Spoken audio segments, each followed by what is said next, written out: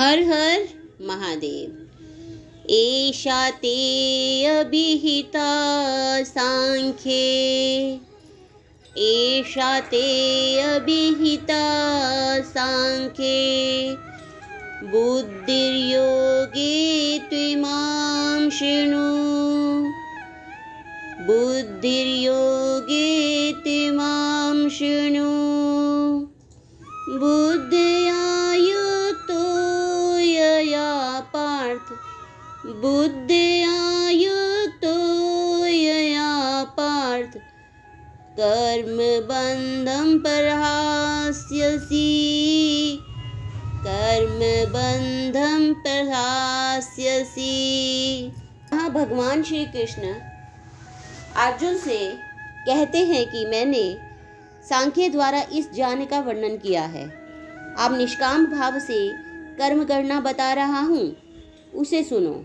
हे पृथा पुत्र, तुम यदि ऐसे ज्ञान से कर्म करोगे तो तुम कर्मों के बंधन से अपने को मुक्त कर सकते हो। भगवान श्री कृष्ण यहाँ आत्मा की वास्तविक प्रकृति का वर्णन करते हैं। यहाँ योग का अर्थ इंद्रियों का निग्रह है। अर्जुन का युद्ध न करने का प्रस्ताव इंद्रिय तृप्ति पर आधारित था।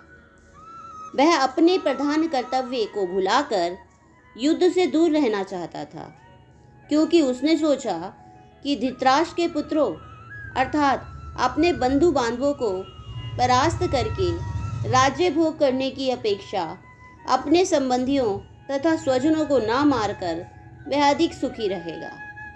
दोनों ही प्रकार से मूल सिद्धांत तो इंद्रिय तृप्ति ही था। अपनी इंद्रियों को खुश करना ही था, स्वयं को सुख में रहना ही था। उन्हें जीतने से प्राप्त होने वाला सुख अर्थात अर्जुन युद्ध में जीतने से प्राप्त होने वाला सुख तथा स्वजनों को जीवित देखने का सुख, ये दोनों ही इंद्रिय तृप्ति पर आधारित है, क्योंकि इससे बुद्धि तथा कर्तव्य दोनों का ही अंत हो जाता है। अतः कृष्ण ने अर्जुन को बताना चाहा कि वह अपने पितामह के शरीर का वध करके उनकी आत्मा को तो नहीं मारेगा। उन्होंने यह बताया कि उनके सहित सारे जीव शाश्वत प्राणी हैं। वे भूतकाल में प्राणी थे, वर्तमान काल में भी प्राणी थे और भविष्य में भी प्राणी ही बने रहेंगे, क्योंकि हम सब शाश्वत आत्मा हैं। हम विभिन्न प्रकार से केवल अपना शारीरिक परिधान अर्थात वस्त्र ही बदलते हैं।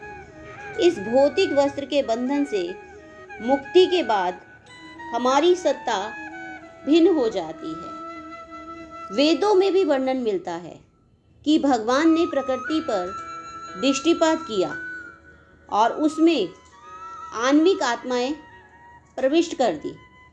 ये सारे जीव भौतिक जगत की इंद्रिय तृप्ति के लिए ही कर्म करते हैं और माया के वशीभूत होकर अपने को भोक्ता मानते हैं। इस मानसिकता की चरम सीमा भगवान के साथ सायुज्य प्राप्त करना है, अर्थात मानव जीवन का लक्ष्य उस परमात्मा के साथ संबंध बनाना है। इसीलिए मानव जन्म मिला है। यह माया तथा इंद्रिय तृप्ति जन्य मोह का अंतिम पाश बनकर ही रह गया है और अनेक अनेक जन्मों तक इस तरह इंद्रिय तृप्ति करते हुए कोई महात्मा यदि भगवान श्री कृष्ण की शरण में जाता है, तभी उसे परम सत्य की प्राप्ति हो सकती है। अर्जुन ने श्री कृष्ण की शरण ग्रहण करके पहले ही उन्हें गुरु के रूप में स्वीकार कर लिया है। अब भगवान श्री कृष्ण बुद्धि योग तथा कर्म योग की विधि बताएंगे। जो कृष्ण की इंद्रिय तृप्ति के लिए किया गया कर्म है वह भक्ति योग है। सबके हृदय में परमात्मा विद्यमान है, किंतु ऐसा संपर्क भक्ति के बिना ही संभव नहीं है। जी हाँ, सबके हृदय में परमात्मा है, परंतु इसको जानना केवल भक्ति के मार्ग से ही संभव है। अतः जो भगवान की भक्ति तथा दिव्य प्रेमा भक्ति में या कृष्ण भावना अमृत में स्थित होता है, वही भगवान की विशिष्ट कृपा से बुद्धि योग की यह अवस्था प्राप्त कर सकता है। अतः भगवान कहते हैं, जो लोग दिव्य प्रेमवश भक्ति में निरंतर लगे रहते हैं, उन्हें वे भक्ति का विशुद्ध ज्ञान प्रदान करते हैं, जिससे वे परमात्मा की सत्ता से मिल सकते हैं, अर्थात मुझसे मिल सकते हैं। अतः मनुष्य को यह जान लेना चाहिए कि बुद्धि योग का अर्थ कृष्ण भावना अमृत में पूर्ण आनंद तथा भक्ति ज्ञान में कर्म करना है। जो व्यक्ति भगवान की तुष्टि के लिए कर्म करता है, चाहे कर्म कितना भी कठिन ही क्यों ना हो, वह भगवान को निमित्त रख के करता है, उसे दिव्य आनंद की अनुभूति होती है।